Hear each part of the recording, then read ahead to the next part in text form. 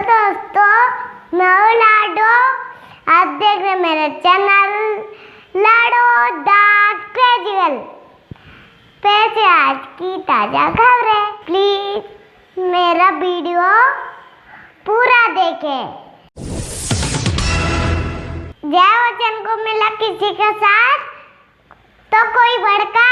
शिवसेना ने की तारीफ। रेसलर बबीता ने कहा सांसद को सिर्फ थाली की चिंता। सुशांत की मौत के बाद ड्रग मामले में हो रही जांच की वजह से बॉलीवुड को आलोचना झेलनी पड़ रही है।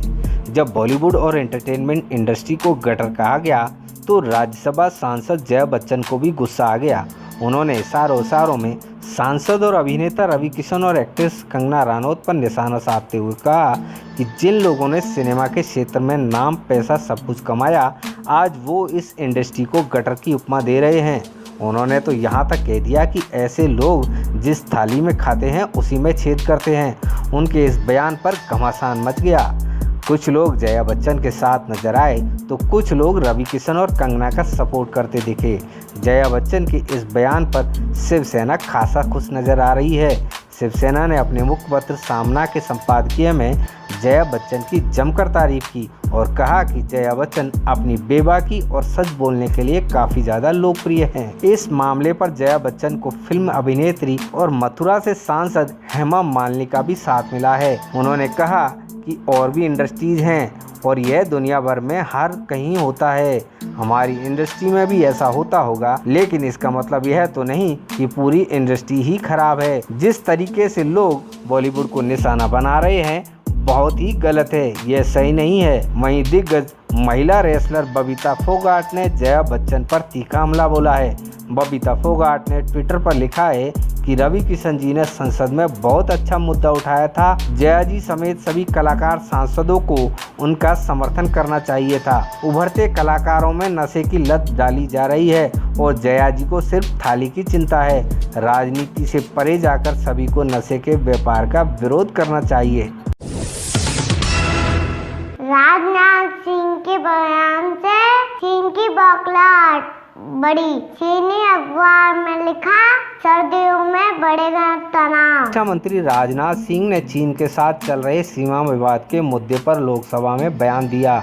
उन्होंने कहा कि भारत अपनी संप्रभुता और अखंडता के साथ कोई समझौता नहीं करेगा और भारतीय सेना किसी भी परिस्थिति के लिए पूरी तरह तैयार है। राजनाथ के इस बयान पर अब चीन की मीडिया की प्रतिक्रिया आई है। चीन के सरकारी अखबार ग्लोबल टाइम्स ने कहा है कि भारत के रक्षा मंत्री का बयान उकसाने वाला है और इससे सीमा पर सर्दियों के मौसम में तनाव बहुत बढ़ सकता है।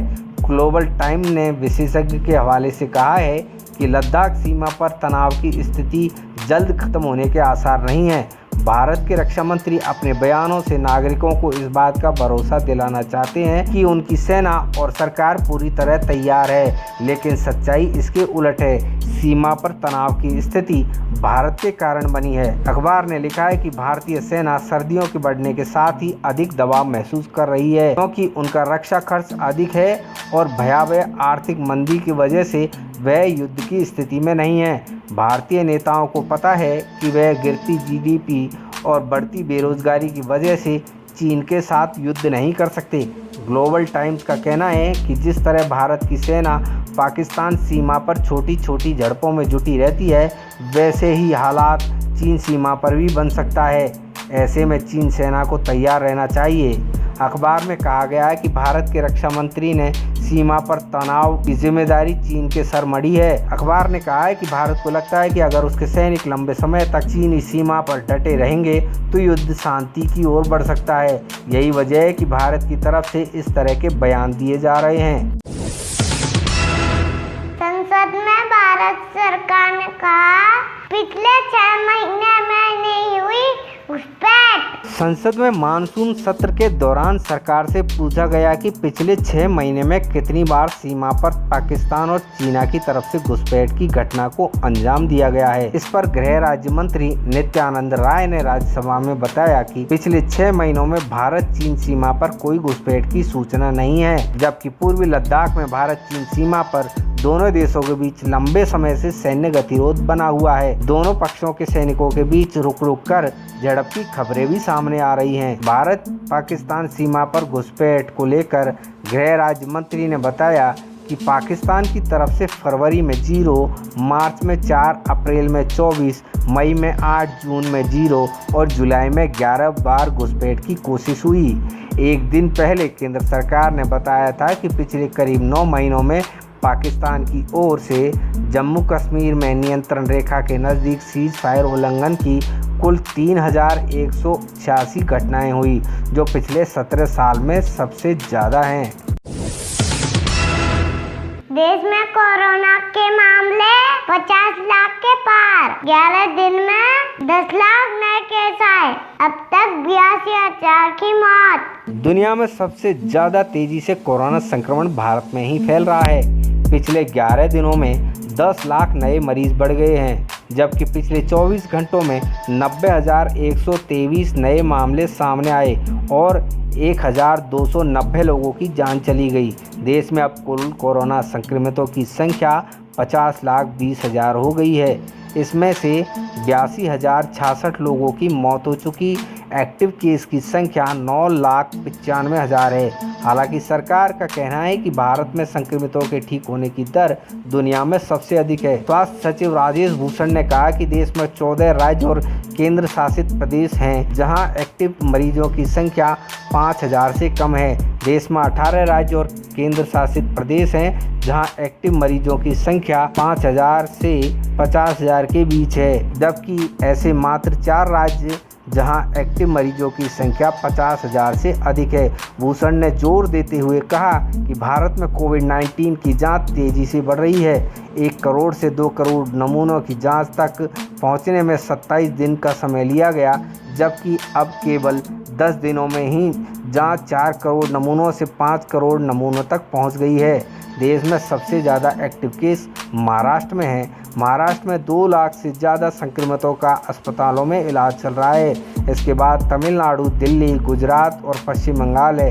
इन 5 राज्यों में सबसे ज़्यादा एक्टिव केस हैं। एक्टिव केस के मामले में दुनिया में भारत का दूसरा स्थान है। कोरोना संक्रमितों की संख्या के हिसाब से भारत दुनिया का दूसरा सबसे प्रभावित देश है। मौत के मामले में अमेरिका और ब्राज़ील के बाद भारत का नंबर है। यूएई फौज कभी टीम से नहीं जुड़ पाई प्रीति जिंटा। होटल के कमरे से दिया खिलाड़ियों को संदेश। आईपीएल की शुरुआत में अब केवल 3 दिन का ही समय बचा है। खिलाड़ियों से लेकर टीम मैनेजमेंट तक हर कोई आखिरी समय की तैयारियों में जुटा है। इस बार आईपीएल टीमों के लिए काफ़ी चुनौती होने वाली है। भारत में फैल रहे कोरोना वायरस के कारण इस बार आईपीएल को यूएई में कराने का फैसला लिया गया है। बायोसेक्युलर बबल में रहने के कारण यूएई के हालातों में ढलना भी खिलाड़ियों को आसान नहीं होगा। ऐसे में सभी टीम मैनेजमेंट और मालिक खिलाड़ियों का उत्साह बढ़ा रहे हैं। किंग्स 11 पंजाब की सह मालिक और बॉलीवुड एक्ट्रेस प्रीति जिंटा अभी यूएई में ही है। उन्होंने टीम के लिए संदेश भेजा है। किंग्स 11 पंजाब की टीम ने अपने आधिकारिक ट्विटर हैंडल से प्रीति जिंटा का वीडियो शेयर किया है। वीडियो में प्रीति ने कहा है, हाय सडी टीम, मैं बस कहना चाहती हूँ कि आप सभी शानदार लग रहे हैं। मैं सोशल मीडिया पर सभी को फॉलो कर रही हूँ और देख रही हूँ कि कितनी मेहनत कर रहे हैं। मैं जल्दी ही क्वारंटाइन से निकलकर बायो बबल में आने के लिए उत्साहित हूँ। प्रीति जिंटा फिलहाल अपने पति के साथ होम क्वारंटाइन में हैं। हालांकि वह जल्द ही टीम के साथ जुड़ने वाली हैं। प्रीति हमेशा से ही टीम का उत्साह बढ़ाती रही हैं। वह लगभग हर मैच में स्टेडियम में नजर आती हैं। टीम के साथ उनका गहरा खास रिश्ता है। उनका वीडियो शेयर करते हुए किंग्स 11 पंजाब ने लिखा, प्रीति द वुमन ने टीम के लिए खास संदेश भेजा है। किंग्स 11 पंजाब की टीम इस साल केएल राहुल की कप्तानी में उतरने वाली है। टीम के कोच की जिम्मेदारी दिग्गज गेंदबाज अनिल कुंबले को मिली है। हालांकि टीम अभी तक एक भी खिताब नहीं जीत पाई है। Hi everyone in Sadda Squad. I just want to say you guys are looking fantastic. I've been following you on social media and seeing how hard you guys are training. I'm really excited to finish this quarantine and come to the bubble. So see you then. Bye. ये थी आज की खबरें। कल फिर मिलेंगे, तब तक ले बाय बाय। मेरे चैनल को लाइक करिए और सब्सक्राइब करिए। Thank you, bye bye.